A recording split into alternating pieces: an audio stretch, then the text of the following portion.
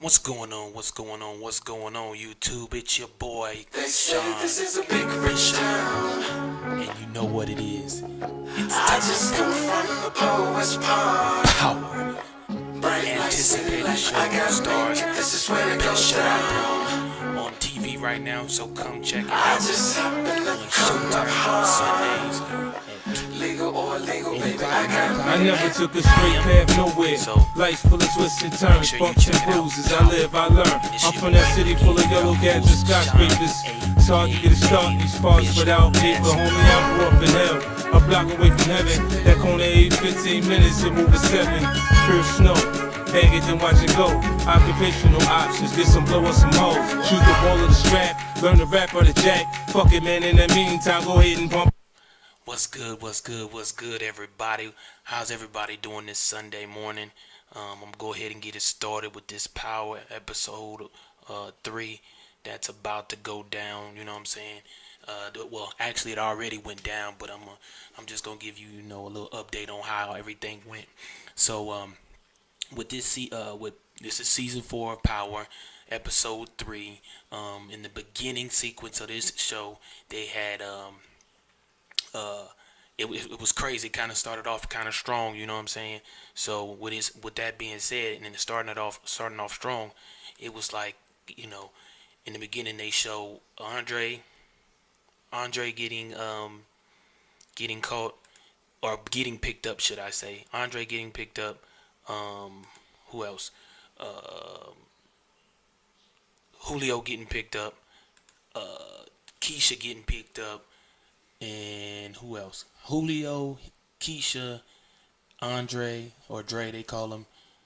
And that was it. That was the 3 that got picked up by the feds. Feds pick up them 3.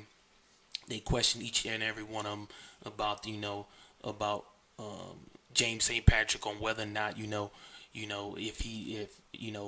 if they felt like he killed, Agent Knox or whatnot. And it's crazy because each day they was interviewing Julio and Andre or Dre, and pretty much at the same time in different rooms, different areas of stuff like that. And basically, Andre and Julio did exactly what they were supposed to do, which was to ensure that they didn't, say something that they wasn't supposed to say. I'm sorry about my mix up of words right now, but with that being said, Julio, the detective was asking Julio questions, and Julio was being calm and collective, and he was like, "Look, this is what it is. James St. Patrick basically took me out of the gangs and stuff like that, put me in this laundromat, have me working at this laundromat doing work for him. He's an honest guy, so forth and so on."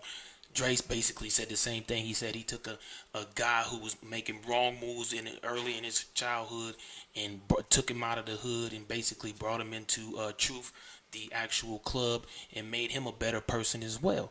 And he said both of them said at the same time, and they had like split screens with him and Julio and Dre, and they both said that's who he is. And so they was making James be this clean cut type of guy, making sure that they never said his street name, which was Ghost. They made sure of that. Then they, of course, Angela did the interrogation on Keisha, and Keisha. So you know how Keisha don't like Angela anyway.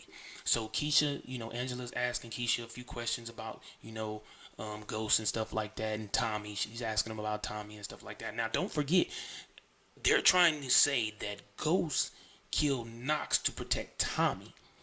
That's the whole thing. They're trying to get people. They're trying to get them to convey that Ghost killed Agent Knox to protect Tommy, because everybody right now feels as though, or thinks or suspect, that Tommy is Ghost, but they haven't figured it out yet. Either way, Angela is interrogating Keisha, and Angela's asking her certain questions about Ghost and so forth and so on, and then she's asking about Tommy and things like that. And Keisha, she's holding her own. She's like, I don't know Tommy like that. I know Tommy, but I don't know Tommy. And then she hits up. Then Angela starts asking her about Tasha. Well, of course, Keisha don't like that. So Keisha's like, "Why you asking?" Basically, she's telling Angela, "You asking me questions in which you already pretty much know the answer for, because you know James left Tasha for you." And so basically, but what Keisha don't know is Angela has an angle. She has a huge angle in which Keisha has no idea what that angle is, why she's being interrogated. However, Keisha doesn't provide any information that's going to benefit Angela. So they let Keisha go. They let Keisha go. They let Julio go, and they let Draco. So Keisha goes over to Tasha's house and penthouse or whatever, and then the lawyer, what's his name? What is the lawyer's name? Proctor. Proctor comes over with this new attorney. He's the second seat attorney that's helping Proctor with Ghost, try to get Ghost off this case or get him out of jail and stuff. And so Proctor and this lawyer is over at Tasha's house, and they basically asking Keisha, what did you say? What did they ask you? So forth and so forth and so on. Because all three of them that got picked up didn't have lawyers in there when they was being interrogated or anything like that. So Proctor, Attorney Proctor, asking, what did you say, Keisha? So forth and so on. Keisha told him what he said. Told him what she said, so forth and so on. Tasha's like, you should have kept your mouth shut, but I appreciate you going in there and not saying, telling nothing that you really didn't know. Which Keisha don't know a whole lot. She knows some things, but she don't know that much about what's going on. But Proctor was like, not Proctor, but the new attorney, the second seat attorney, was starting to talk and say some things in which why Angela was interrogating Keisha the way she was, and it comes to find out it's because Angela is trying to get Tasha to basically convey that they were no longer pretty much no longer a couple, or no longer being considered a married couple no more. And if so, they trying to get Tasha to testify against Ghost, and if she doesn't, they could prosecute Tasha. And so with that being said, it's been crazy, right? So Tasha's like, oh man, this is what this, she called Angela out her name and said, this is what she doing, so forth and so on. And I can't believe it. And then Tasha says, they not going to get nothing out of me, no matter what. So basically Proctor and the other attorney walks out and was like, we got to get that DNA thrown out. Now, before that, the new attorney, which is with Proctor, that's sitting second seat with Proctor, goes and visit Ghost first. Proctor's coming to visit Ghost as well, but the new attorney comes in first and sees Ghost in prison and asks Ghost, he's like, did you do it? And Ghost was like, no, I didn't do it. But Ghost had that look on his face like, who was you? Because this is the first time Ghost has even seen this attorney. He knows nothing about this attorney. So Proctor comes in like maybe a few minutes right after the new attorney walks in, and Proctor's like, have y'all introduced yourself, so forth and so on. This is a new attorney. The reason why Proctor tells James why he's the new attorney, why this attorney's on this case and so forth, because he has a good success rate of getting people out of jams in which St. Patrick is in. So basically Proctor tells St. James to pretty much catch the new attorney up on what's going on, so forth and so on. So all of that is going on. They trying to figure it out, so forth and so on. Whatever James basically tells them, it is what it is. Then it goes on over to Tyreek. And basically, what is it? Tommy takes Tyreek and Tyreek's sister to school. He's driving them to school this day, and the little girl gets out the car. I forget the little girl name, but she gets out the car, and then Tommy talks to Tyreek, and he was like, "What's going on, man? Like, what's going on? Your mom been telling me this, and that, and the other." Tyreek basically says he's basically disowned his father for the most part. You know what I'm saying? He's calling his father a liar and stuff like this. He feels like his father did kill a cop and stuff like that, and forth and so on. And he's basically saying he don't trust his father. And Tommy's like, Look, I know your father. Me and your father go way back. You know what I'm saying? At times, Tommy tells him. He said, at times I don't trust him as well, but I do. Tommy lets him know, lets Tyreek know, but I do trust him on this. He didn't kill that cop. And then Tyreek, he basically ain't trying to hit at or whatever. However, and basically Tyreek comes out and says, you know what, family's not that important to me. And then he gets out the truck or whatever. So it's like, Tyreek is on some other stuff right now. Tyreek is over there with Kanan. Kanan's about to get him in this episode. Kanan gets him, is about to get, no, he gets him involved into, some kind of like petty theft and stuff like that. I can't believe they got Kanan in it where don't let me jump too far ahead, because later on in the show it shows where it's in the paper that a local nightclub owner is could receive the death penalty for killing an FBI agent, so forth and so on. So that's like frontline paper in the paper. So the kids are bothering the little girl in school or whatever about it. I don't know what episode. I don't know what season that was. I don't know if that was season 1 or season 2, but regards when James went to the school and on career day to tell the school, his daughter's school, to tell his her classmates what what he did as an occupation. Well, of course, he did it for his daughter and his son actually. Well, that was rewinding. Fast forward back to currently. Well, of course, one of these kids, these kind of so-called, I won't call them bullies. It's just kids being kids. Well, it's about 5 guys or whatever. And this one white kid rose up on the little girl and tells him, shows a picture of that same clip from the newspaper to her, and was like, he didn't mention that one on career. I don't remember him mentioning that on career day. So he laughing and teasing her and poking at her about her father and whatever. Here come Tyreek down the stairs in the school, and he jacks the little white boy up against the wall and throws him up against the wall or whatever. And he was, and the little girl's hollering and screaming, saying, "Don't, Tyreek, stop! Tyreek, stop! Stop!" Tyreek doesn't do anything. He basically just punks him, and then he walks off and he tells his sister, "Hey, tell him I'm sick.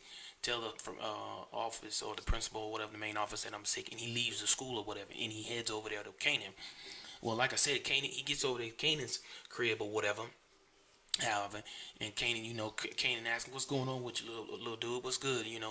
Tyreek basically telling him, I'm tired of the lies, I'm tired of his family, so forth and so on, and whatever. And Kanan was like, "Hey, remember that stuff I talked to you about?" And this was in a previous episode about the stuff I want you to do some work. He asked, "You ready to do work?" Of course, Tyreek was like, "Yeah, I'm ready to do work." Well, basically, what it is Tyreek is being that Tyreek comes from money, because he don't know the hustle and the struggle in which his dad and his mom did, Ghost and Tasha did before they came about. So all he knows is, the luxury life Tyreek does.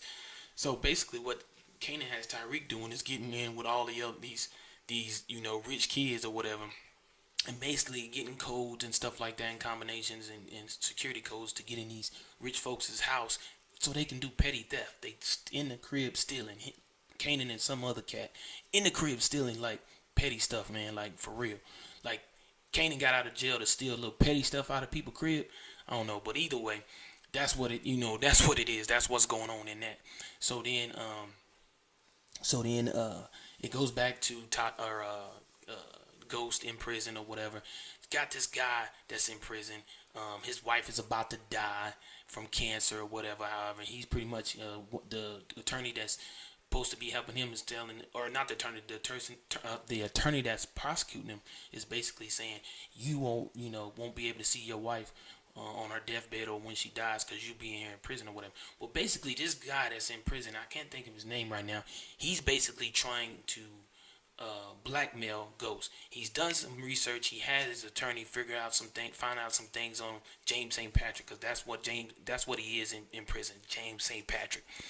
Well, this attorney did all the legwork and found out what the background about James St. Patrick and about, of course, Tommy and stuff like that. Well, the prisoner or the inmate basically, he basically figures it out. He said his attorney tells him this guy by the name of Ghost who's running drugs around in the city, such and such and such and such. Well, before that, rewind. Before that, James was sitting down eating, and he was eating some like a piece of bread or whatever, a roll or something. One of the inmates rolled up on him, sat by him or whatever, and basically was trying him. You know, prison. That's in prison. That's what they do. He try one another to see, you know, if you got any heart or whatever, and if you gonna be punked or whatever. How? Well, this dude comes up, rolls up in on Jamie or whatever, and basically Jamie, the dude, he took rolls up on James and takes his bread, and then he was basically kind of like flirting with him and rubbing all up on James' arm or whatever. And James again, he's in a position where he really can't do a whole lot because he can't reveal his true identity in prison. You know what I'm saying? So dude rubbing all up with him and stuff, and dude rubs his shoulder, and James knocks his arm down and puts it down like on his leg, and James kind of like snaps his wrist real slick. Like, I mean, it was cold. We did it so fast, it was crazy. And so, but that inmate, in which I'm saying that the inmate that's trying to frame him is like in the background watching. And so when James snaps the inmate that's rubbing all on him and stuff like that wrist, oh boy yells out whatever the inmate's name is. He says his name and tells him to get up out of there or whatever. And then that's when that same inmate that's trying to blackmail James St. Patrick goes and tries to get some history about him. Well, once he gets some history and some background about Jamie, he goes to Jamie and be like, basically, I know who you are. You're a ghost. And, you know, if you don't do as I say, I'm going to talk to these attorneys that's coming in here trying to prosecute you, and I'm going to let them know who you truly are, so forth and so on. James is like, he know he's kind of screwed over, so he's like, all right, man, what do you want? So basically, this dude won, I think it was $50,000 a week. I want to say 50, 20, anywhere between $20,000 to $50,000 a week, right, at a certain address, and he wants Tommy to deliver this money every week. And if not, James, old boy is finna rat out James, so forth and so on. So that's gonna get deep into this darn into the show, cause now James is paying his dues to keep his mouth shut while he's in prison, and then of course y'all know Dre is giving Kanan, what is it, $50,000 a week as well. So money's steady coming out the club. James don't even know that money's coming out, that Dre is stealing the money out the club yet. James don't even know that part yet. So with that being said, it's like crazy. So that's going on. So that happened. And then what else? So they still trying to get the DNA thrown out. So I don't know how James goes. We already into episode 3, about to be episode 4 today. I don't know how James forgot, because you know James is in prison because of you know, suspected of killing Agent Knox.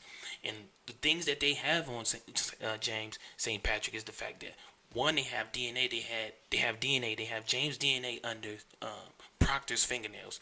2, they got the murder weapon. And 3, they got the murder weapon. 2, they got the murder weapon, the DNA, and then the fingerprints.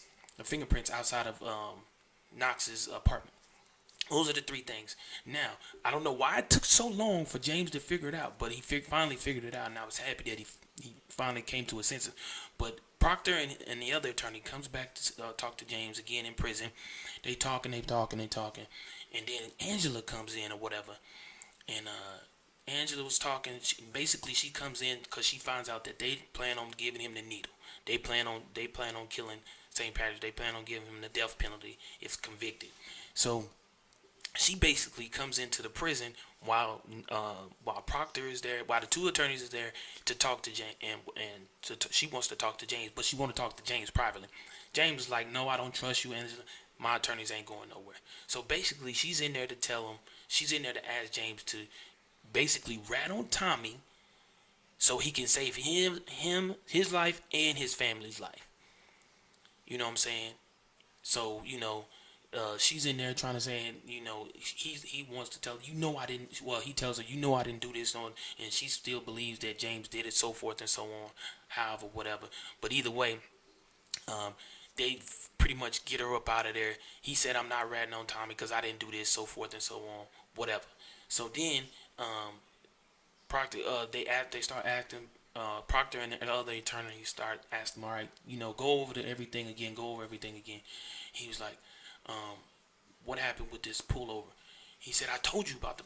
He said, I told you about the pullover. He said, and Angela knew about me being pulled over. He said, and then Proctor was like, she knew. He was like, yeah, cause he slammed. He's like, because Knox slammed me up against the car, up against my own vehicle, and then that's when the light came on for Jamie. He was like, that's how my DNA ended up under his hands, cause he slammed me on the hood. So now Proctor and the other attorneys like, they lights go off in their head. You could tell, oh man, they like, oh yeah, we finna get this DNA part thrown out. So they go to one of the first hearings, okay, and there's James and of course and his attorneys, and then there's Angela. She's not one of the attorneys even on the actual case. She's a backup attorney. She's not second seat or third seat. She's underneath the seat, whatever you want to call it. But either way, they're trying to Attorney Proctor, he's presenting his case about, so forth and so on. We need to throw the DNA out, so forth and so on. Judge is like, no, I'm not throwing out the DNA. I'm not doing it, whatever. Proctor's like, basically had a trump card. He's like, I advise you, judge, to throw it out, and this is why. Basically, he tells the judge, one, the DNA was on Agent Knox because of the pullover that Knox, the unauthorized pullover that Knox did on St. Patrick that night he was killed. Then he shows the video of the actual pullover, shows Agent Knox taking James out of the car, slamming him up against the door, and then he continues to tell the judge, and whether you know it or not, Angela knew about this whole thing, and the new prosecuting attorney, I forget his name, the dude from Fast and Furious, he's like, man, he knew he screwed up, because Angela did tell him about it, but he didn't pursue it. So, long story short, basically what it was is, the judge had to tell him, look, either he tells the prosecuting attorney, look, he has them all approach the bench. He's like, either you allow them to throw it out, the DNA, or they're going to be able to use this credible evidence in court. Of course, the prosecuting attorney doesn't want them to use that in court because it makes their whole team look bad. Because it looks like they was hiding something, and you're trying to prosecute somebody, but you're hiding key information about it, especially when it comes to DNA and how it got underneath the victim's fingernails. So of course, Proctor's like, "Hey, it's your choice, man. You either drop the DNA, or I'll bring it up in court when we go to court." Of course, the prosecuting attorney was like, "Let's drop the DNA." So the judge was like, "Hey, basically the judge told him that that's the call he should make." They all leave the bench, and then of course Proctor is trying to get Jamie off the whole case period. Of course, the judge was like, nope, we still have the case of the gun, and we still have the case of the fingerprints. So the trial is still gonna go forward, but he did get him off in regards to the DNA. In regards to Tommy, what's going on with Tommy? He spoke to Keisha. Keisha explained, her being picked up by the feds and stuff like that. And Tommy's like, what's going on? What did they ask? So forth and so on. Keisha's a bit nervous. That's the thing. Keisha is nervous. She's very nervous because she's not really involved. She got put into this mix because of Tasha. So Tommy's like, don't worry, I got you. Don't worry, I got you. Well, Tommy still has to make sure that he's still running the drugs the way he wants to, because Tommy is the kingpin now as far as running the drugs. But what Tommy realizes is that he is being they probably got surveillance on him, being followed, everything. So Tommy has to be smart about everything which he's doing. He's running a little gambling ring and stuff like that. He's got people coming in, still getting drugs, but he's doing it sneaky. He's bringing people through the back doors, people through the front doors. The people that's doing there's people that's at this little warehouse that's doing the gambling, they coming through the front door, while the people that's picking up drugs are going through the back door, so forth and so on. And they do actually got people surveilling him and following him, but Tommy's being smart about it. He's not getting caught up. He's hiding in vans and stuff like that so he can get this product, because he's still working with the Serbians. Even though they got rid of Milan, the Serbians are still working with Tommy.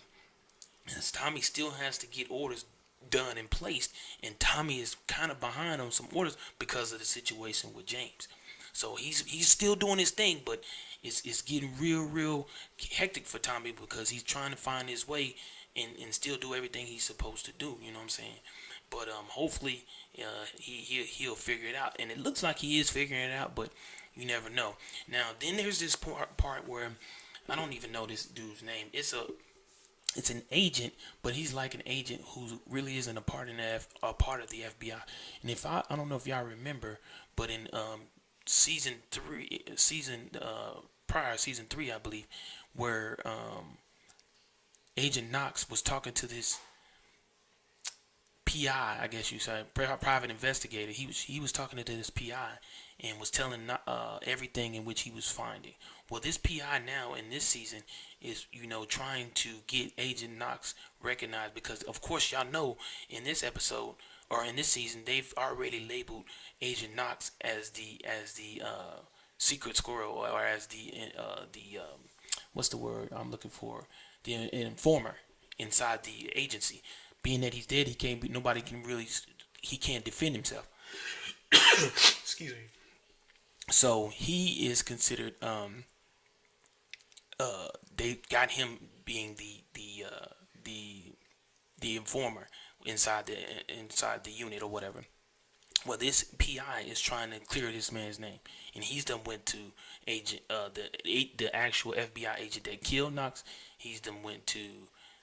Did he go to? He went to one of the other FBI agents talking about it. He even went to Angela and spoke to her about it.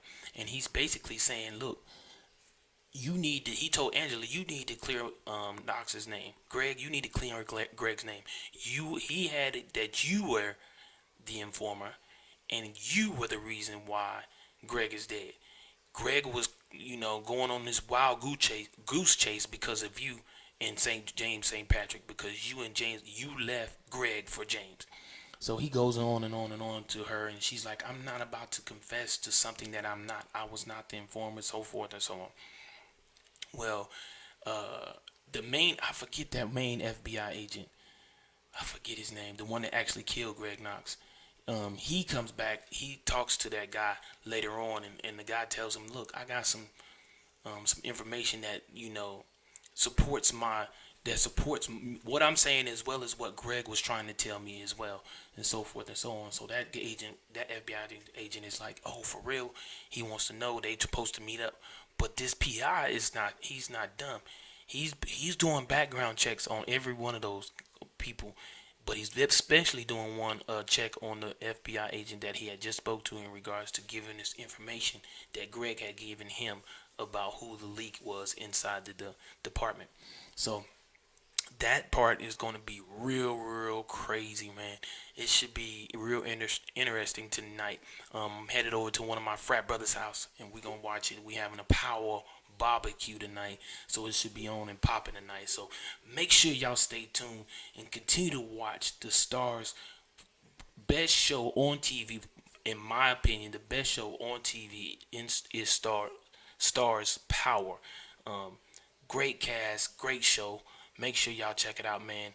It's steady going on, man. It's, like I say, one of the best shows as far as I'm concerned. So with that being said, man, I appreciate each and every one of y'all, man. I thank y'all for watching my channel. Continue to watch, continue to subscribe. If you're not a subscriber, hit the thumbs up as well. Let me know what I'm doing. Tell me what y'all think. If y'all like it, if y'all don't like it, whatever. However, I would really greatly appreciate it. And I'm looking forward to doing tonight's episode later this week. So with that being said, I appreciate each and every one of y'all. Y'all go ahead and enjoy y'all fabulous Sunday. May God bless you throughout this Sunday. And I will check y'all on the next go around. It's your boy Sean, a.k.a. Bishop from the Power 3 podcast. Check your boy out. I'm out this piece. Skyscrapers, it's hard to get a start in these parts without paper. Homie, I grew up in hell, a block away from heaven. That corner 8, 15 minutes, it move at 7. Pure snow, baggage and watch it go.